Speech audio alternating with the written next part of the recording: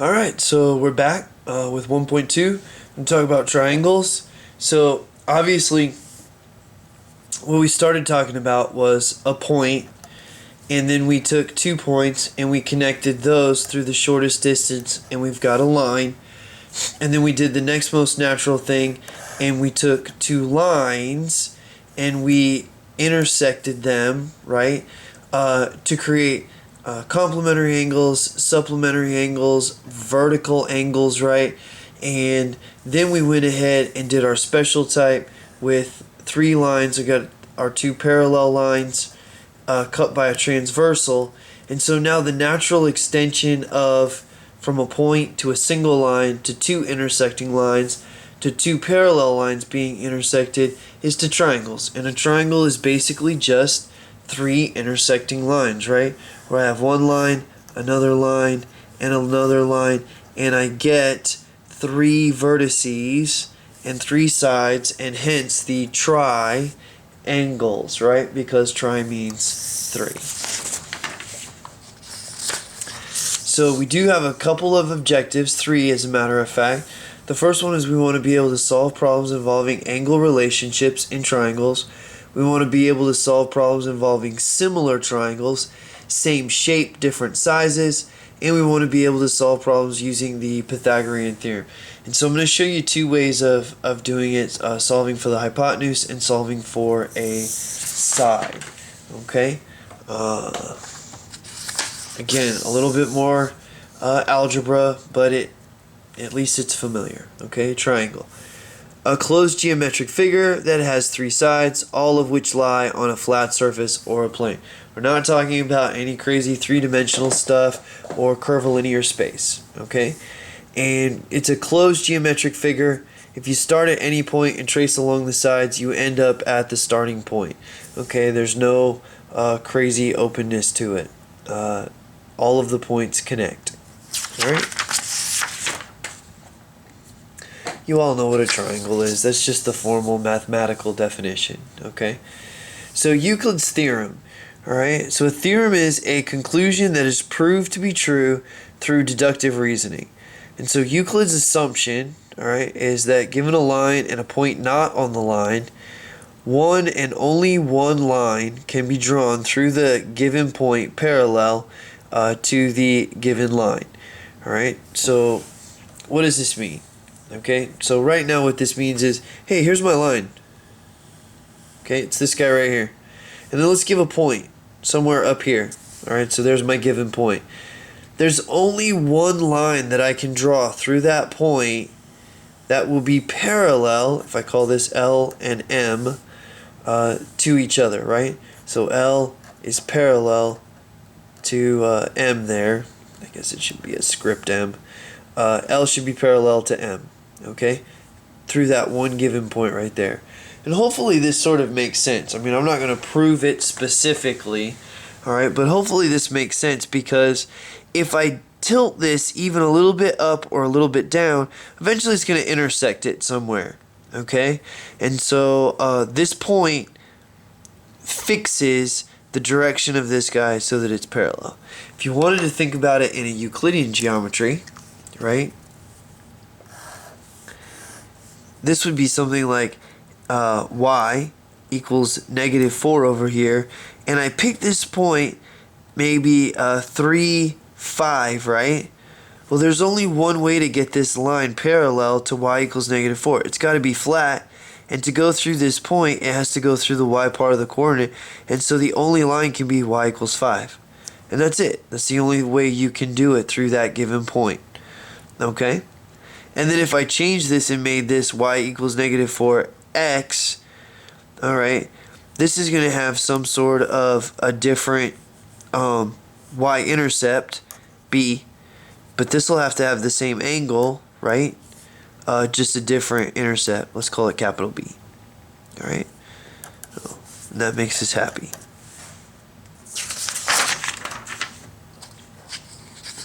Now, Euclid's theorem continues. So the sum of the measures of any 3 angles of a triangle is 180 degrees.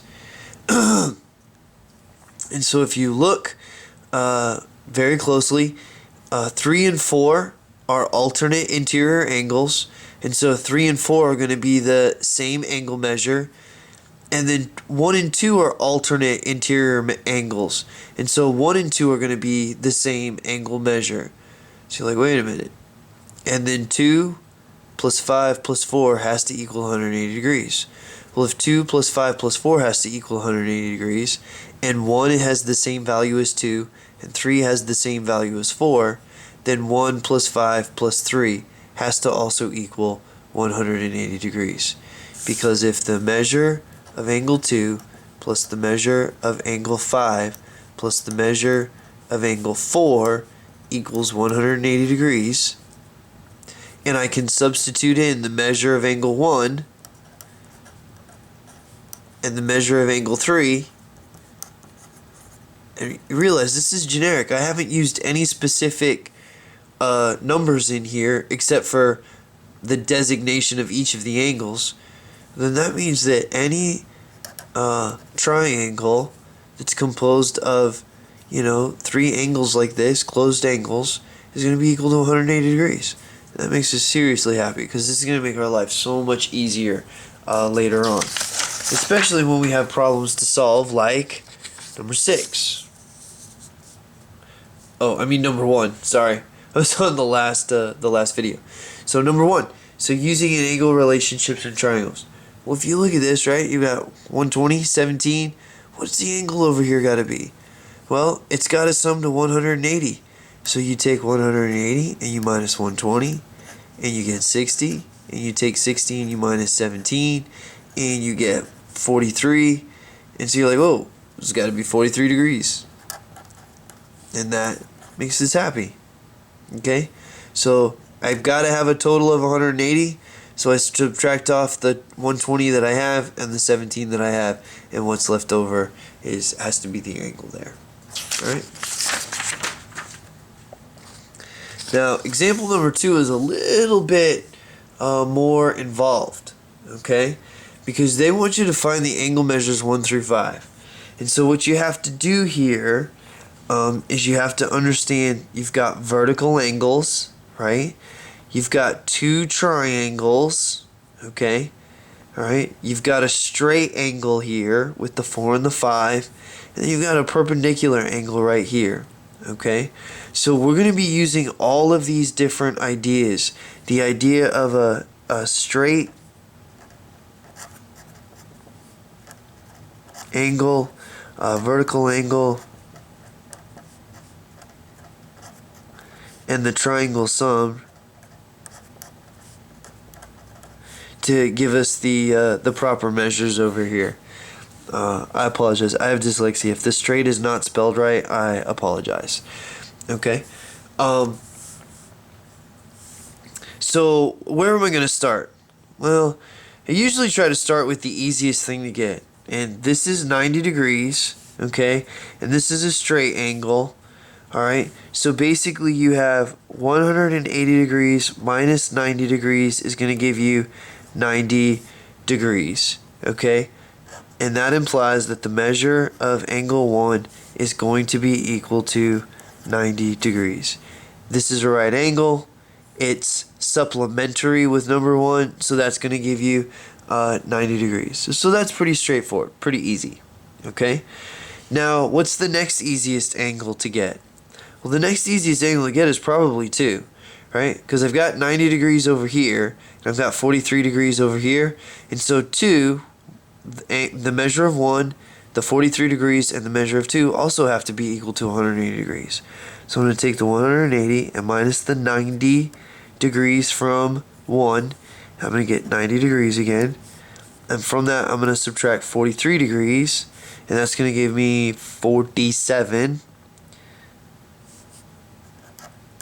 degrees, and so this implies that the measure of angle 2 is 47 degrees. I'm sorry that they're just running it like that. Okay, well, if the measure of angle 2 is 43 degrees, then by vertical angles,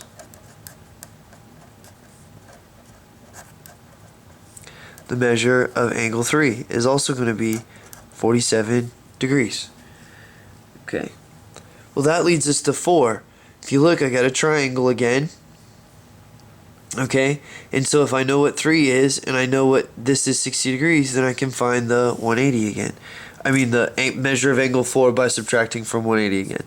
So 180 degrees for the triangle, minus the 60 degrees gives you 120. The 120 minus the... Oh, this is terrible. I have this equal sign going all the way across, and I realize this is terrible math notation. So this should be equal to 90 degrees. Then I should have a comma and rewrite the 90 degrees, but this math notation is, yuck. Okay, I'm sorry about that. I'll pay more attention in the future. And then what are we subtracting? 47 over here? Okay, so 10 from 7 is going to give you 3. That gives you 11, so 7. So 73 degrees. So this implies that the measure of angle 4 is 73 degrees. Okay? Well, then what about 5? Well, if you look, 4 and 5 are straight angles, right? So by straight angles,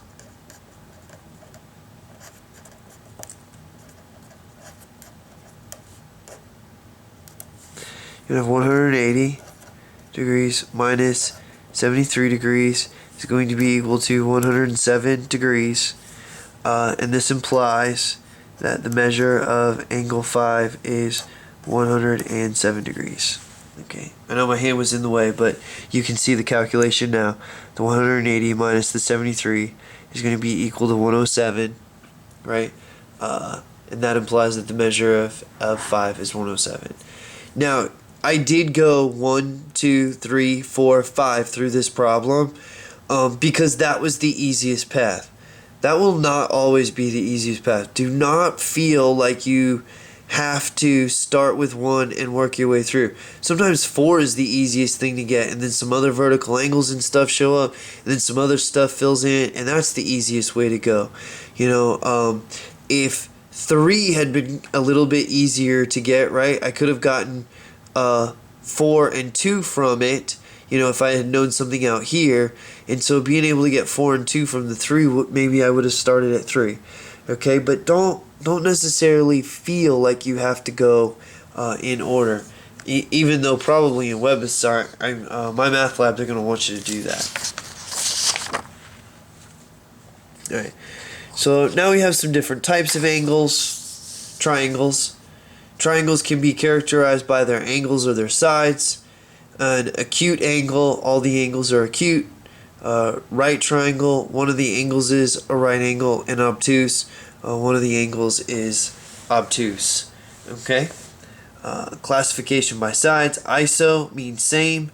So an isosceles triangle has 2 sides of equal length. An equilateral triangle has all sides of equal length. It also turns out that all of the angles also have equal measure because of this. It forces this fact. So you will also hear this referred to as an equiangular triangle. Okay? And then a scaling triangle is no 2 sides are equal in length. Alright? And so you can have different types of mixing and matching between the angles and the sides.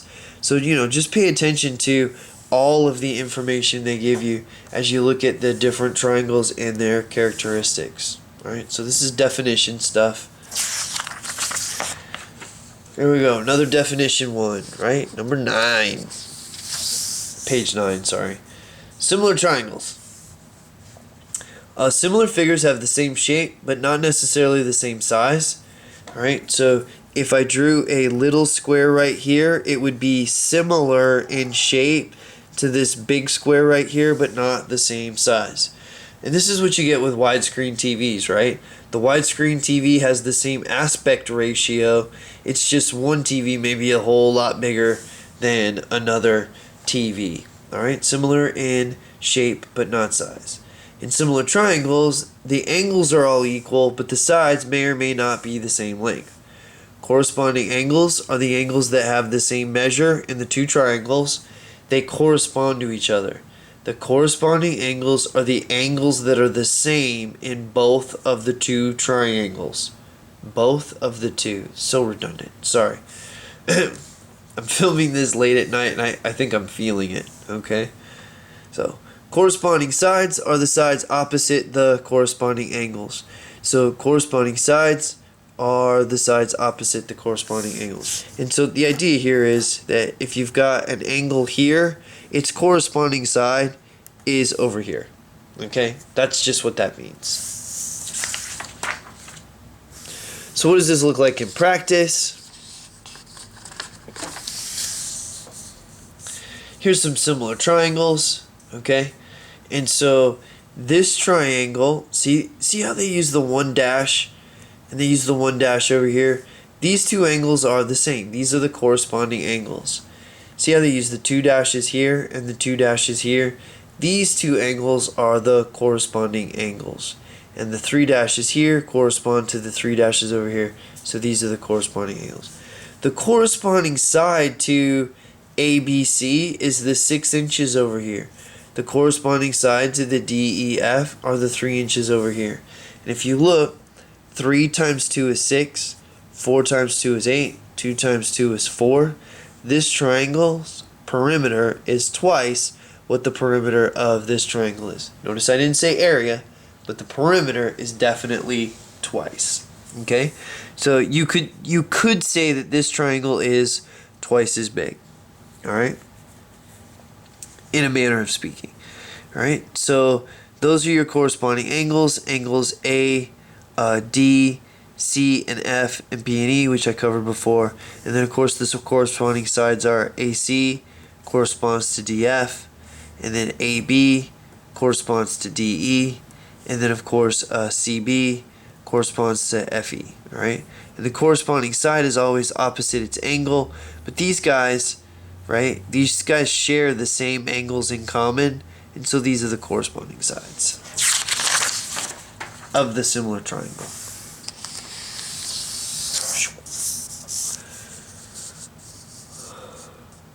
Alright, now we want to find the missing length. And so how are we going to do that? Alright, I don't know, right?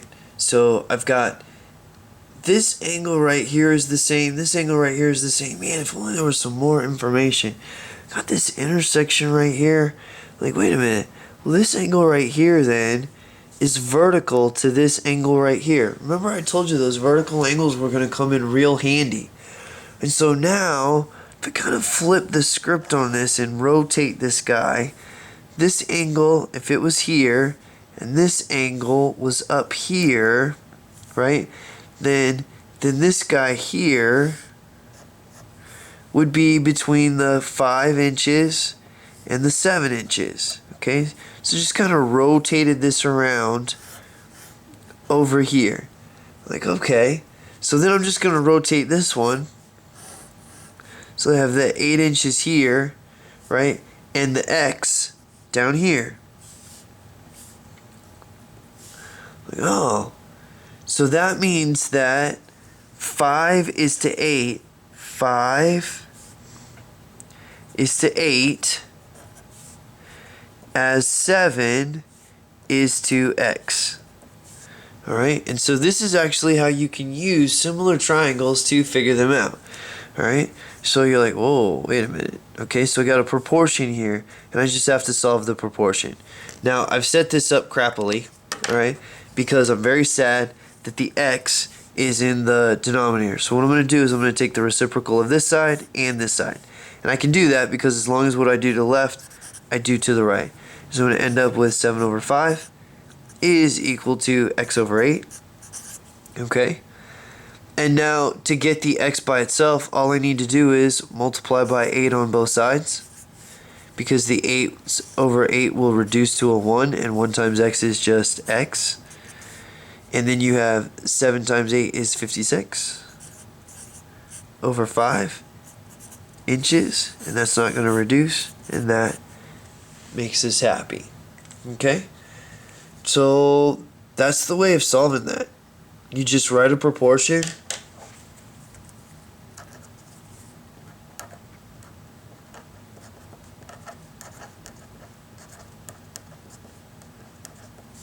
and solve it. I mean, that's all I did right here. But make sure you solve in the corresponding sides. And of course, you want to go the same direction. I went 5 is to 8 as 7 is to x. Don't go one way and then go the other way. That would be silly. Don't do that. Alright, so you want to keep going the same direction, and that works. I could have gone 8 is to 5 and x is to 7. I could have done all kinds of things. It would have ended up being the same, and that makes me happy. Alright, about the only way to screw this up is if you go one direction for one and then you go the other direction for the other. If you start switching things up, that's when you get yourself into trouble. Alright. Last but certainly not least, we want to talk about the Pythagorean theorem. I find the Pythagorean theorem really interesting. Everybody knows that the Pythagorean theorem is a squared plus b squared plus c squared. And a lot of us have probably even seen this picture right here. But man, there are some beautiful proofs. Some Mayan proofs, some Chinese proofs, some proofs from India, some proofs without words that I have seen of the Pythagorean theorem. I just feel like everybody should see at least one proof of the Pythagorean theorem, but it's beyond the scope of this video. Maybe I'll do it in a separate one day. Okay? So, but what I do want to do is actually use this a squared plus b squared equals c squared to actually solve a problem. So here's our example problem right here, and we want to find the length of this. And so I'm going to let 12 be equal to a and 9 be equal to b, and then I'm going to go ahead and find c. Okay, so remember it's a squared plus b squared is equal to c squared, where c squared is always the hypotenuse. I think this is correct, but again, I have dyslexia, so you're going to have to cut me just a little bit of slack if it's wrong. Plug in by substitution the 12 for the A and the 9 for the B. You get 144 plus 81 is equal to c squared. This is going to give you 225. It's equal to c squared. And then, of course, I take the square root of both sides to get the c by itself. And so I end up with c is equal to 15. Now, I did take the square root of 15, and so technically a negative 15 comes out too. But this side length over here, let me make sure I'm still on the screen. This side length over here, this is not negative 15 long. That doesn't make any sense. We're not in hyperspace or something like that, okay? So I'm not going to use this one. I just want to use the principal value, the positive value here, that c is equal to 15. All right? Now I'm going to let you in on a dirty little secret that has to do with similar triangles. And then I'm going to show you how you actually solve for the hypotenuse if they don't give you both legs, right? So here's the dirty little secret. The dirty little secret is most triangle problems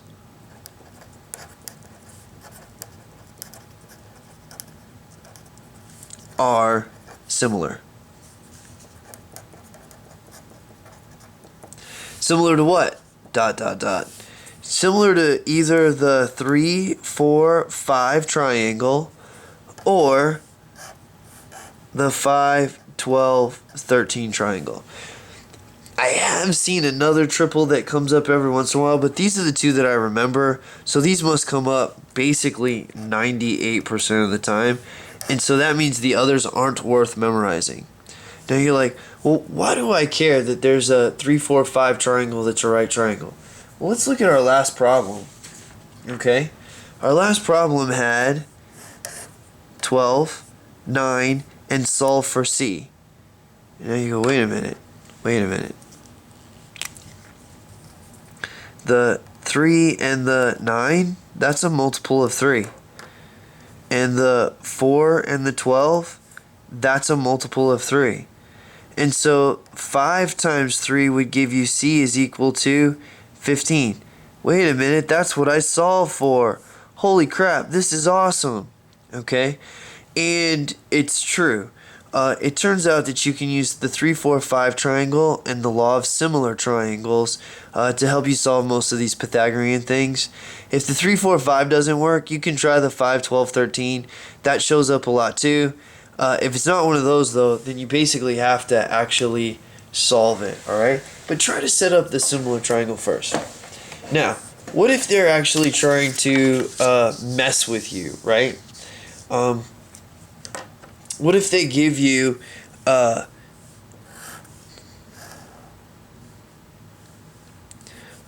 26.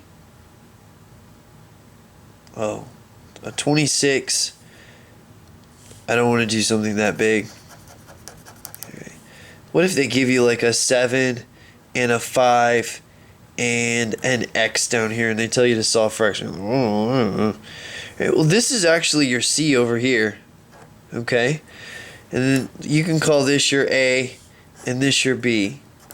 And so now basically when you solve for this, right, you've got your 5 squared plus your x squared is equal to 7 squared. Well, it's the same thing, right? Do your exponents first, right? Orders of operation, do your exponents first. Then go ahead and subtract the 25 from both sides, right? Subtract that side. Basically, you're subtracting the side from the hypotenuse. This is what we're doing here to get the other side by itself, so that you can get x squared is equal to 424. And then, of course, I'm going to take the square root of this. You have x is equal to the square root of 24. And depending upon whether it wants an actual answer, exact answer, depending on whether it wants an exact answer, 6 times 4 is 24, so you can have 2 times the square root of 6 is going to be in there, or you're going to have some decimal approximation that you get from your calculator, okay? But this is the way that you do it, okay? You're going to do the exponents, subtract the side from the hypotenuse, and take the square root. And that makes us happy because it's pretty straightforward. So don't forget this. Don't forget these. That'll make you really happy. And I really thank you guys for watching these videos.